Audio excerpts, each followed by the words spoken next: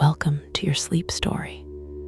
I'm so glad you're here tonight. Whatever this day was, however much it held, however much it asked, it is behind you now. You made it through. You are here, and that is more than enough. So let's begin. Before I take you anywhere tonight, I want to count you down from 10 to 1. And as I count, I want you to allow yourself to sink just a little deeper into wherever you are right now. Feel the weight of your body. Feel what is beneath you, holding you. And with each number, just let go a little more. 10. Allow your eyes to close. Gently, completely. There is nothing you need to see right now. 9. Feel your shoulders and let them drop as far as they want to go. 8. A slow breath in through the nose. 7. And all the way out. 6. Your hands. Feel them opening. Whatever you've been holding today, you can put it down now. 5. Your jaw is soft. Your face is soft. 4. Your legs are heavy, warm. 3. You're drifting, not asleep yet, but moving that way. 2. The day is behind you, completely and entirely behind you. 1. And now, tonight's sleep story, the relaxation. Before we go anywhere, I want to stay here with you for a moment. Just here, just now, because this moment, this exact moment right now, where you are lying in the quiet, deserves a little attention, a little kindness. Take a breath in for me, from the very bottom of the belly. Good, and let it go. And as you breathe out, I want you to imagine that everything you were carrying today, every worry, every unfinished thought, every heavy thing is just leaving with that breath, just drifting away. You don't have to solve anything tonight. You don't have to figure anything out. You don't have to be anything other than exactly what you are right now. A person who deserves rest. A person who deserves sleep. Because you do. You really do. Whatever happened today, whatever was hard, whatever felt heavy, you made it through. You are here. And that is enough. That is more than enough. You are safe. And you are here. Bring your awareness gently to your feet now. Just notice them and allow them to soften. The toes uncurling, the arches releasing. All the small held tension of the day simply letting go. Let that softness travel upward, through the calves, through the knees, the thighs. All of it warm, all of it heavy, all of it resting now. Your lower back, your hips. Allow yourself to feel the surface beneath you taking your weight completely, fully. You don't have to hold yourself up anymore. The bed has you. The earth has you. The belly soft. The chest soft. The heart beating steadily as it always has, as it always will. Your shoulders dropping, your arms heavy and warm, your hands open and still, the neck long and loose, and your face, let the jaw go. Let the forehead smooth. Let the eyes be completely still behind their lids. There you are, from the top of your head to the tips of your toes, completely soft, completely warm, completely at rest. You've done beautifully. you somewhere, somewhere warm and still, somewhere the lavender is in full flower, and the evening air is sweet with it, and the bees are coming home. Come with me. The fields. Imagine fields of lavender. Not 1 or 2 rows. Fields, as far as you can see in every direction, long straight rows of lavender. The plants in full bloom. Their flower spikes the deep blue-purple of a summer evening sky. Row after row after row. The rows so long they seem to converge in the distance. The whole field a single color at this hour. Purple, deep and soft, and completely itself. The evening light on it. It is late in the day. The sun is low, still warm, still present, but low. The angle of it now hitting the lavender from the side rather than above, and in that side light, the color of the flowers deepens. Each row catching the light on one face, throwing the other into a soft shadow.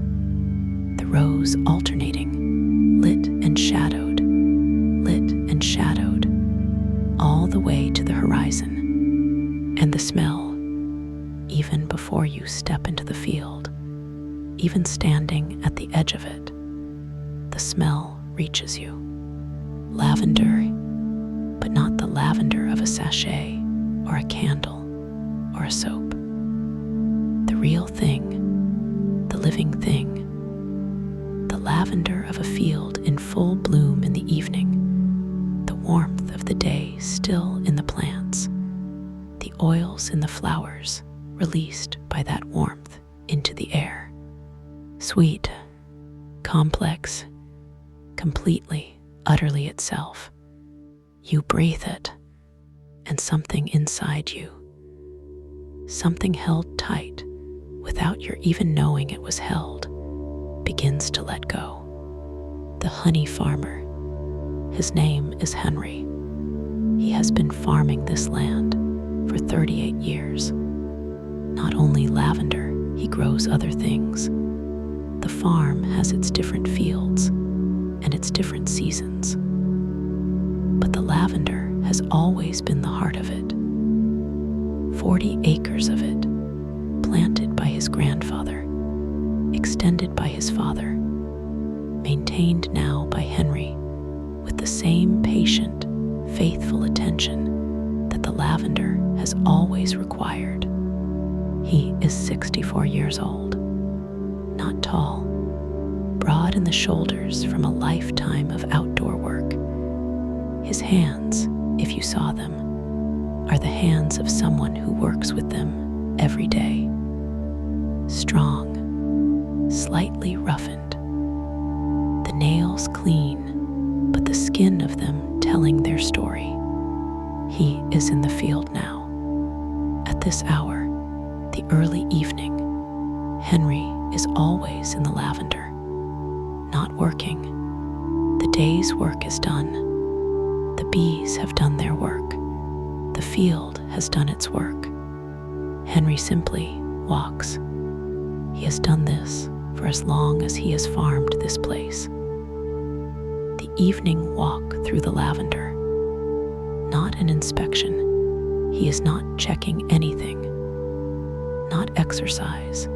He gets enough of that through the day. Simply being in the field. At the end of the day, when the light is this, when the smell is this, when the bees are coming home, the hives are at the field's edge. 12 of them, arranged in 2 rows, painted white, the traditional white of beehives, the color that reflects the summer heat and keeps the interior temperature manageable. Each one slightly different from the next in the small ways that hives become different. A crack filled with propolis here, a slight lean there from years layers of settling into the ground. The paint on one of them newer than the others, where Henry replaced a damaged box last spring. The bees are coming home. In the evening, as the light fades and the temperature drops very slightly, the forager bees return to the hives. They have been in the lavender all day, thousands of them, moving through the rows, landing on flower after flower after flower.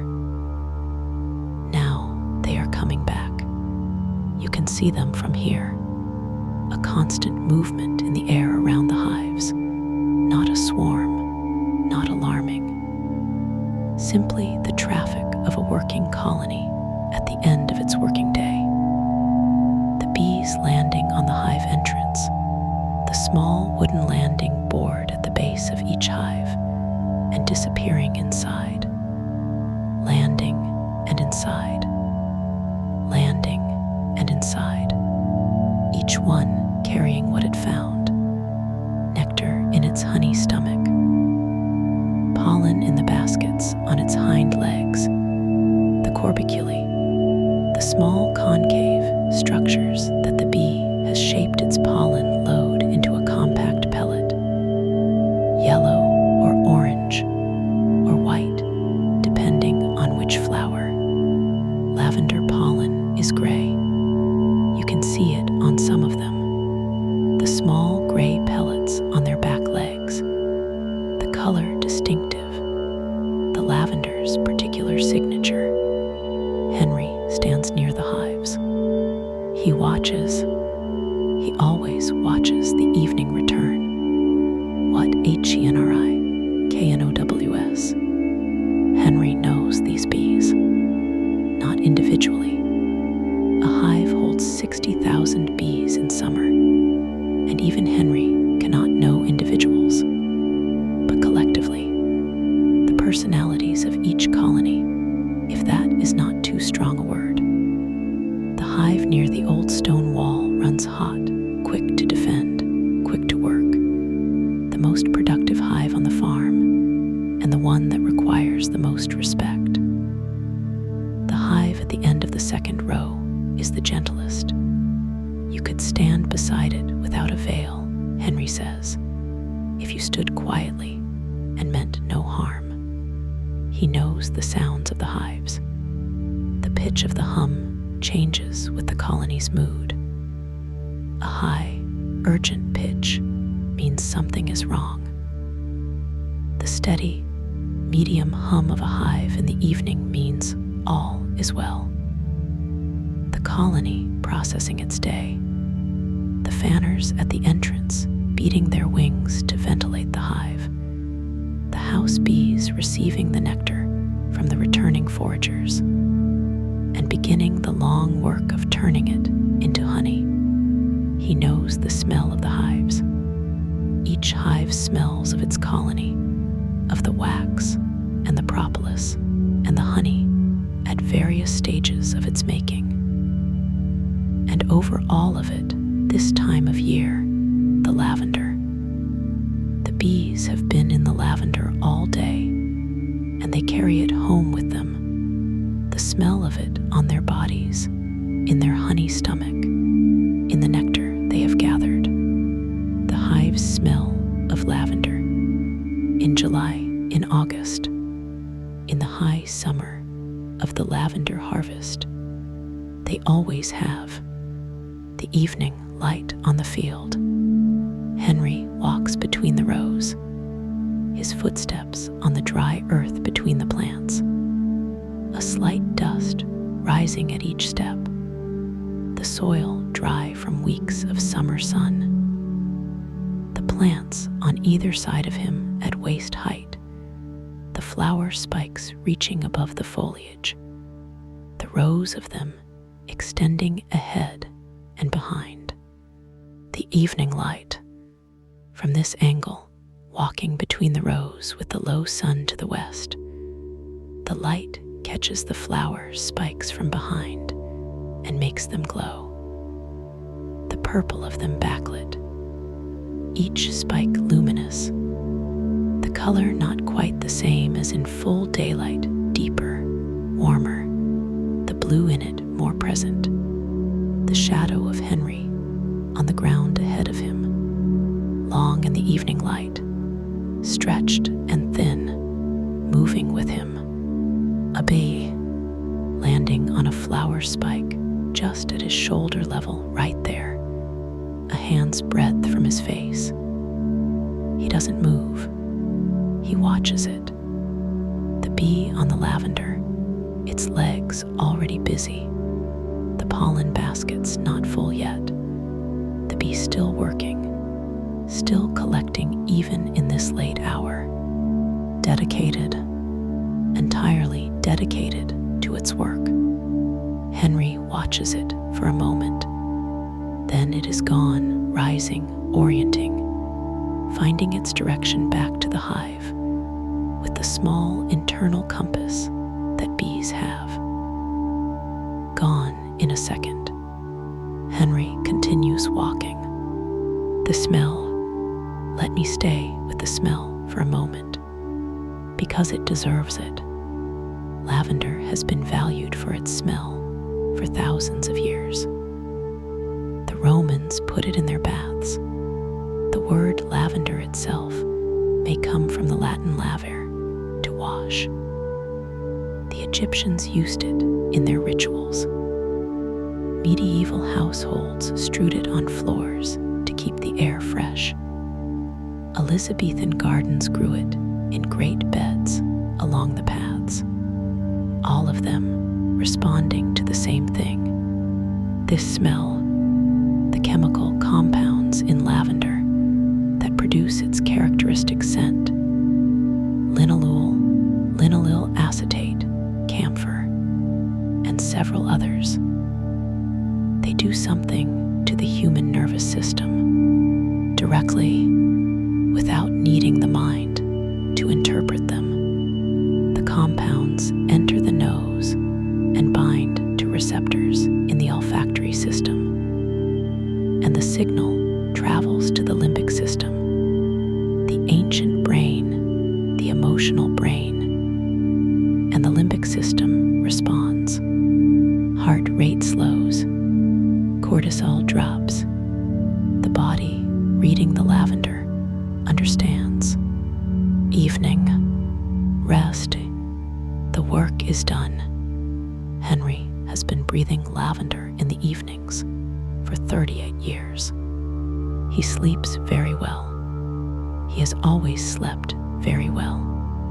The stone farmhouse.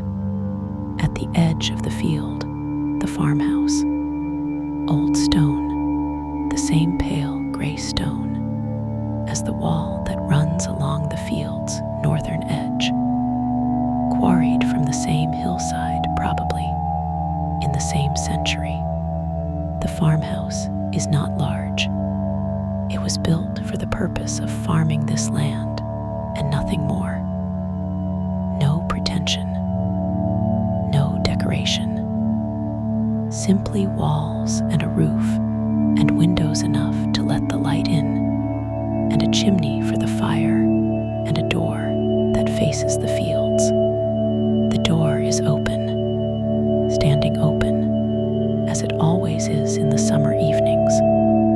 The warmth of the day still enough that no one wants the house closed. The smell of the lavender finding its way in, as it finds its way in every summer evening. A light in the kitchen, warm and amber, and from inside, the smell of cooking, something slow, something that has been in the oven since the afternoon, that needs no more attention now, that will be ready when Henry comes in from the field. He always comes in from the field at this hour. His wife, Elise, knows this, has known it for 34 years. She has timed the cooking to his return for 34 years. The farmhouse at the edge of the lavender field, waiting, the BES 80 dusk, as the light fades further bees are almost all in. The traffic at the hive entrances has thinned. The steady stream of returning foragers has become occasional. A few last bees, the late workers, the ones who stayed in the field until the very last light. Landing now, going in. One bee on the landing board, cleaning itself, the middle legs working, cleaning the compound eyes, the front legs cleaning the antennae. A precise, methodical process. The bee entirely focused on this small task of self-maintenance after the long day. Done and in. The hives are quieter now. The hum lower. The ventilation still happening. You can see the fanner bees at the entrance even now, their wings blurring with the effort of moving air through the hive. But the urgency of the day is gone. The colony settling toward the night's work, which is quieter work. The processing of the day's nectar, the curring of it, the slow transformation of flower nectar into honey. This work goes on all night, while the foragers rest, while Henry sleeps, while the lavender stands in the dark field under the stars. The bees work on. The jar of honey. On the kitchen table, a jar of honey. Not a new jar. Not from this summer. From last summer, the lavender honey of last year opened last week when the new jar ran out. This one the last of the reserve. The honey inside is the color of pale amber, not the dark amber of many honeys. Lavender honey is lighter, clearer. The bees, gathering predominantly from the lavender, produce a honey that carries the lavender's character into its color and its taste. Hold the jar up to the light sometime. The light passes through it. You can see the clarity of it, the absence of cloudiness that comes from careful extraction and careful storage. The color consistent from top to bottom. And the taste. You have to taste lavender honey to understand what the bees have done with the flowers. Not sweet only, not simply sweet, something more complex than sweetness. A floral note, the lavender present, but not perfumed, not sharp. Subtle. The way a memory of something can be present without being the thing itself. And a slight earthiness, the terroir of the field in it, the dry soil, the summer sun, the specific hillside, the specific bees working the specific flowers of this specific farm. You cannot make this honey anywhere else. This honey is this place, sitting 80 the field's edge. There is a bench at the corner of the field where the lavender meets the stone wall, a wooden bench, old, the wood gray with weathering, the surface smooth from use. Henry put it here years ago. He sits here every evening for a while before going in. He sits now, the field before him, the lavender in the last of the light, the purple deepening toward the blue-gray of dusk, the individual flower spikes becoming less distinct, the field becoming a single color, a single presence, the hives at the far end. Quiet now, the farmhouse behind him, the light in the kitchen warm. He does not need to do anything. He does not need to think about anything. He has done this enough times to know that the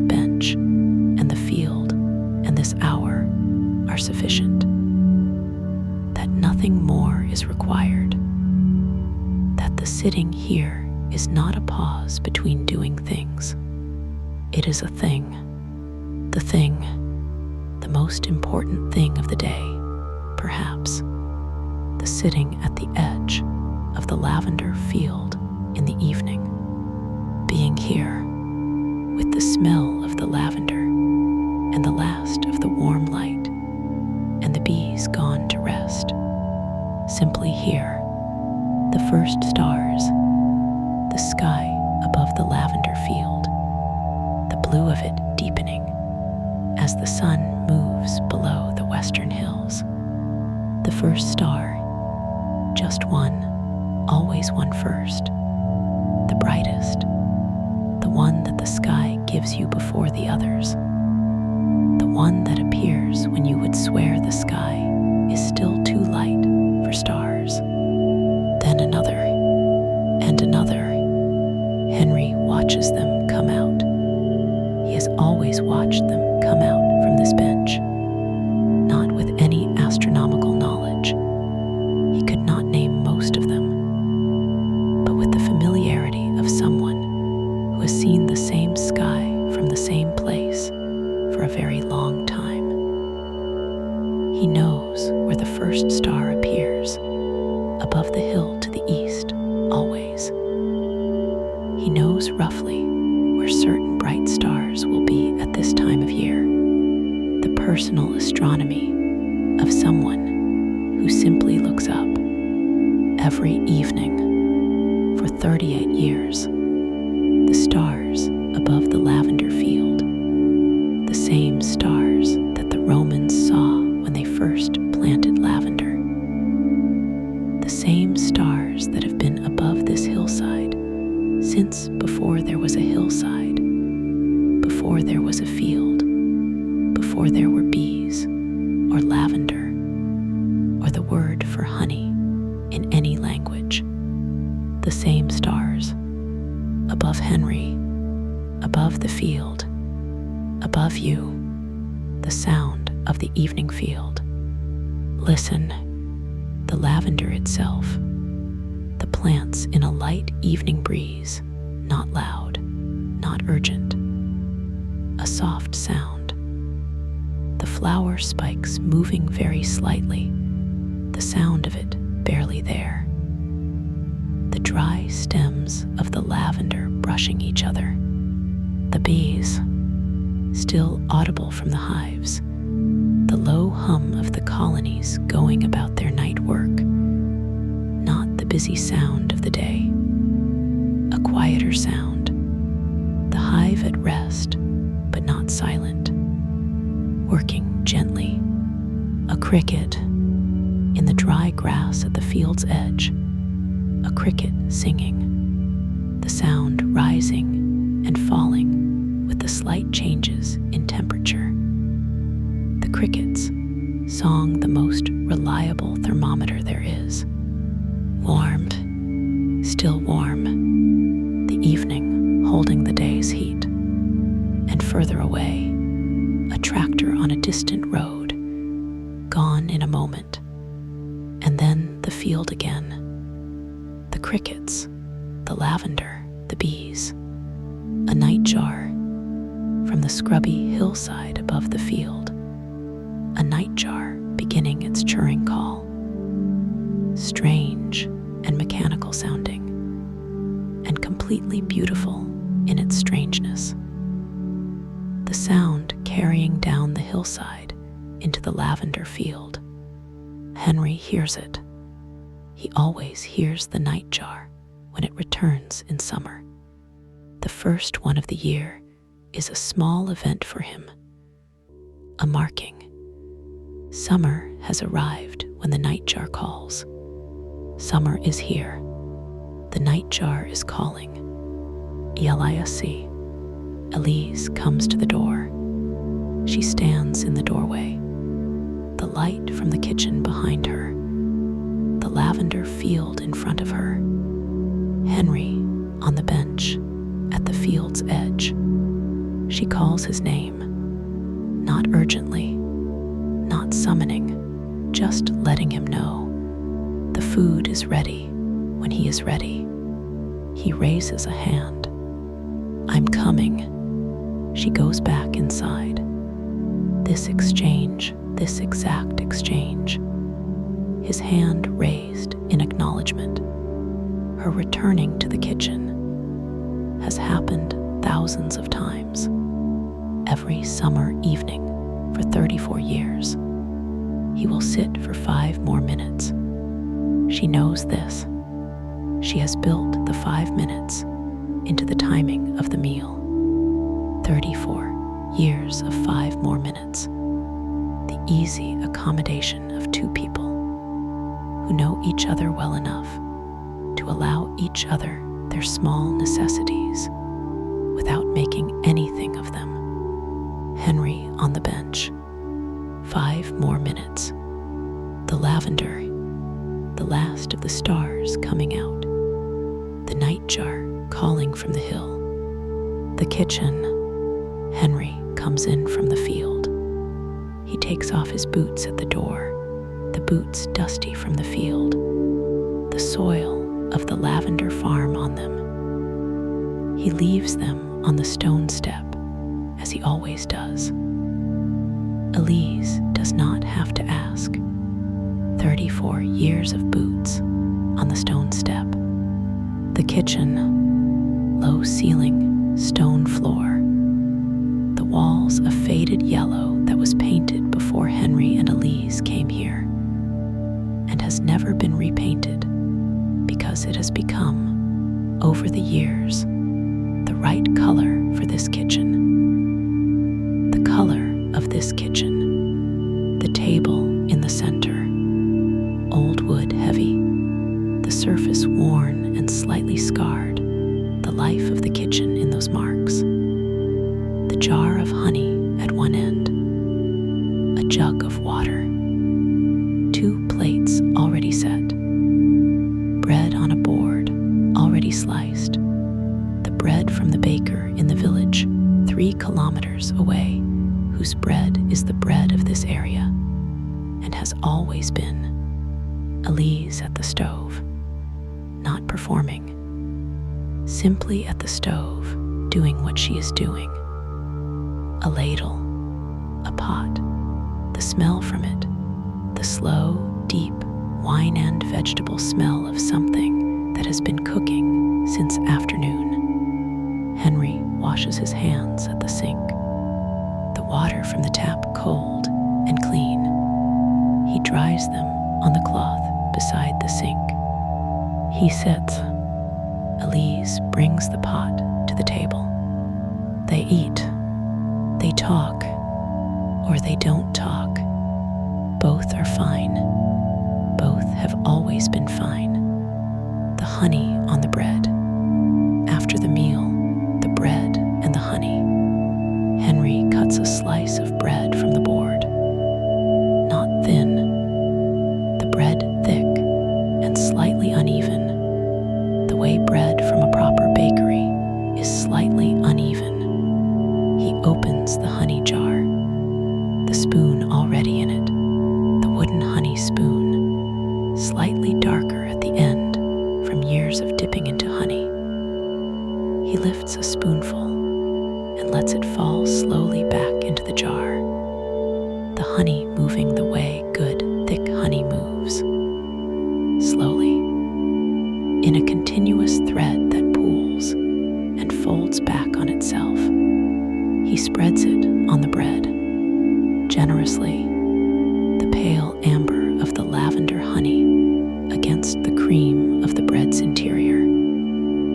The smell of it, the honey and the bread together, the yeast of the bread and the floral warmth of the honey. He takes a bite. This is the end of his day. This is what the day has been building toward, perhaps, in some small and unspoken way. The bench in the lavender field, the stars coming out, coming inside, Elise, the meal, and now this bread and the honey from his own bees, made from the flowers of his own field, at his own table, at the end of another day of tending both. He does not think about any of this. He just eats, but it is there, all of it there, in the simple act of eating his own honey, on his own bread, in his own kitchen, at the end of his day. Growing still, the kitchen is quiet, the meal is done, the plates are on the side. Elise has gone to sit in the other room with her book. Henry is still at the table with his tea. He always has tea after the meal, a habit he cannot account for, a habit he has had as long as he can remember. The honey jar still on the table, the candle lit. At some point in the evening, Elise lit the candle on the table. As she does when the light fades, the single candle that is enough for this kitchen at this hour. Henry is not thinking about very much, or if thoughts are arriving, and they probably are, because that is what minds do. They are not staying long. They come, he sees them. They go, like the bees going in and out of the hive through the day. In and out. He does not need to hold any of them. He does not need to follow any thought to its end. The field is quiet. The hives are humming gently. The bees are working through the night on what they collected. The lavender is standing in the dark, in the warm summer dark, under the stars. Peace lives in this kitchen. It has always lived here, in the yellow walls, and the heavy table, and the honey jar, and the boots at the door, and the 34 years of small accommodations and mutual knowing. Peace lives here, and tonight it is yours too. Good night. You are doing so beautifully. The day is done. You walked into the lavender fields tonight. You stood in the evening light among the rows and breathed what the bees breathe. You watched Henry at the hives, the bees coming home. You sat at the field's edge on the old bench and watched the first stars come out above the lavender. The field received you, as lavender fields always receive people who come to them in the evening. With the smell of it, the color of it, the sound of the bees and the crickets, and the nightjar calling from the hill. Carry it with you on the difficult days, the loud days, the heavy days, the days when everything feels like too much. Remember this field. Remember the rows of lavender in the evening light. Remember the pale amber of the honey in the jar. Remember Henry on his bench. 5 more minutes, the nightjar calling. Remember that somewhere right now, in a lavender field, the bees are working through the night, turning the flowers into something golden, patient, without hurry, without worry, simply doing what they were made to do. You can do the same. Right now, you can simply rest. The bed is warm. The night is soft. Sleep now, deeply, completely. You deserve every lavender-scented, honey-warm, star-filled, bee-hummed moment of this rest. Every single one. Good night. Sleep well. The lavender farm through the night. The bees at midnight. The hives are working. They always work at night in summer. The colony never fully stops. The foragers are sleeping, their wings folded, their bodies still in the cells of the brood. comb where they rest. But the house bees, the younger bees, the ones whose job is the interior work of the hive, they continue. The nectar collected today is not yet honey. It is nectar still, full of water, not yet the thick, shelf-stable substance that honey is. The bees must reduce it. They pass it from bee to bee, adding enzymes, spreading it in thin layers across the comb to expose it to air, fanning it constantly to evaporate the water. It takes days of this patient, continuous collective work before the nectar becomes honey, before the water content drops below 20%, and the bees seal the cell with a wax cap, and the honey is finished, done, preserved, lasting. Tonight the bees are working on today's nectar. Tomorrow they will go back to the lavender. If it is a warm day, if the flowers are open, and the honey will slowly accumulate, cell by cell, day by day. What lavender is, the lavender in Henry's fields, Lavandula angustifolia, the true lavender, the narrow-leaved lavender, the lavender that has been cultivated around the Mediterranean basin for at least 2,000 years, and probably longer. It came originally from the rocky hillsides of the Mediterranean coast, from the dry, sun-baked, stony slopes where the soil is thin and poor, and the plant has learned to thrive in conditions that defeat most others. It wants the sun, it wants the heat, it wants the dry. The conditions that stress most plants are the conditions that lavender was made for. The poor soil means the plant puts its energy into its oils rather than its growth. The heat means the oils are volatile and strong. The dry means the flowers last.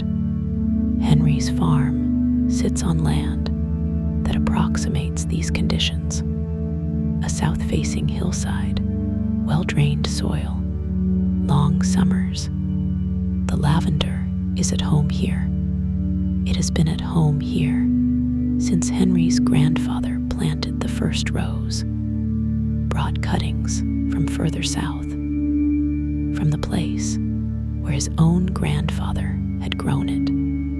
3 generations of the same plant, the same roots, the same oil, the same smell on a summer evening, exactly the same.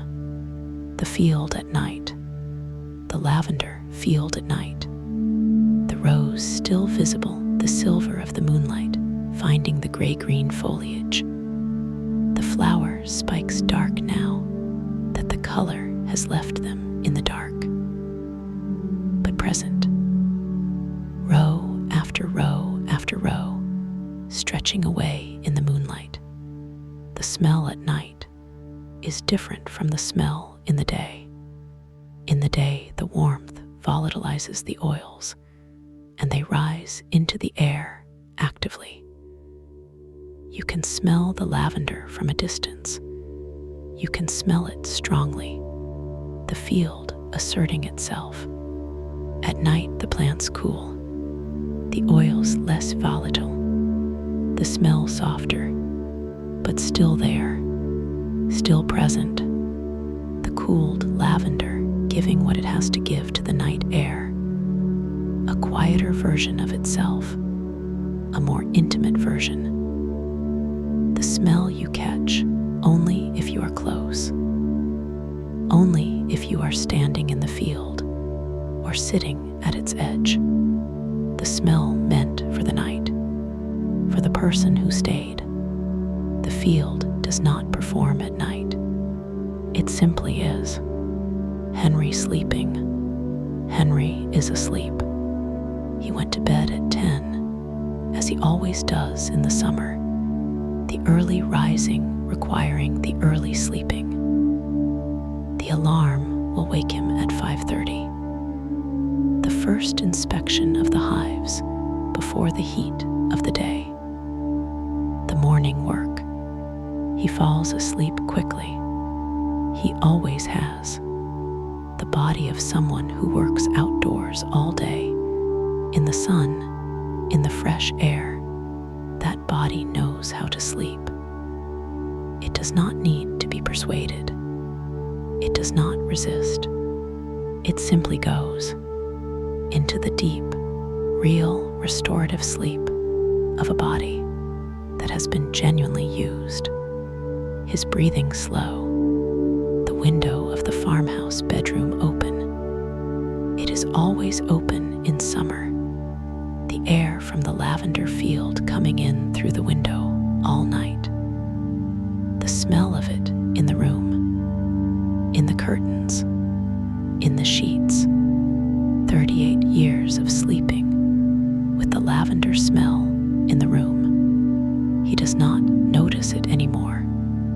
Or rather, he notices it the way you notice the sound of your own heartbeat when someone asks you to listen for it. It is always there. It is simply part of what is. The lavender and Henry sleeping, both in the same summer night. The dawn harvest. There is a day coming, not tonight, but soon, when Henry will harvest the lavender. Before dawn, that is when it is done. The harvesting of lavender, done properly, is done in the cool of the very early morning, before the sun rises, and before the heat builds, and before the bees arrive in numbers. The cutting machine, moving slowly through the rows. The smell extraordinary at that hour. The cut lavender releasing everything it has into the morning air. The oil in the cut, stems filling the whole field with a concentration of lavender smell that is beyond anything the standing field produces. The bundles on the back of the trailer, taken to the distillery on the farm, a small building, stone, with the copper still inside. The lavender loaded in, the steam passing through it, the oil separating from the water, lavender essential oil, amber liquid, a small amount from a great many flowers, the bottles labeled, the honey jarred, the summer's work, which was the bees' work, and the lavender's work, really, and Henry and Elise's work only in the sense of tending and harvesting and caring, made into things that will last, that will reach people, that will be opened and breathed and used, and perhaps, on some evening, by some person who needed it, will give exactly what the lavender field gave tonight. The smell of it, the peace of it, the sense of a world that is doing its slow, patient, sweetly scented work, without hurry, without worry, always what honey is. One more thing, before you sleep, honey is the only food made by an insect that humans eat. Think about that. Every other food we eat, we grow it, or we raise it, or we fish it from the sea, or we gather it. But honey we receive. We provide the hives and the location and the care. But the honey itself, the actual making of it, that is the bees. They go to the flowers. They collect the nectar. They bring it back. They process it They cure it, they seal it, and then, and only then, Henry takes some of it. Not all, never all. He always leaves enough for the colony to survive the winter, always leaves what the bees need, takes only what they can spare. This is the agreement between the beekeeper and the bees, the oldest agricultural agreement there is, older than writing, older than money, older than any contract. Simply, we will care for you, and you will let us have some of what you make. The bees accept this, or rather, the bees do what bees do, and the beekeeper does what beekeepers do. And between them, the honey exists, and the honey reaches you on a summer evening, in a jar on a kitchen table, at the end of a day, at the beginning of sleep. The hives are humming in the dark. The nectar is becoming honey. The lavender is in the summer night. The field is still. The rows are straight. The smell is in the air. Henry is sleeping. The window is open. The boots are at the door. The honey jar is on the table. The candle has burned out. The stars are above the field. The night jar has fallen silent. The cricket is still singing. Warmed, still warm, and you are sleeping. Deeply, completely, peacefully, in the lavender-scented dark, in the honey-warm night, in the soft summer evening that has given everything it had. This is exactly where you should be. This is exactly what you deserve. Every lavender-scented, honey-warm, bee-hummed, star-filled moment. Every single one. You are safe. You are held. You are at peace. Good night, dear friend. Sleep well. Sleep deeply. Good night, and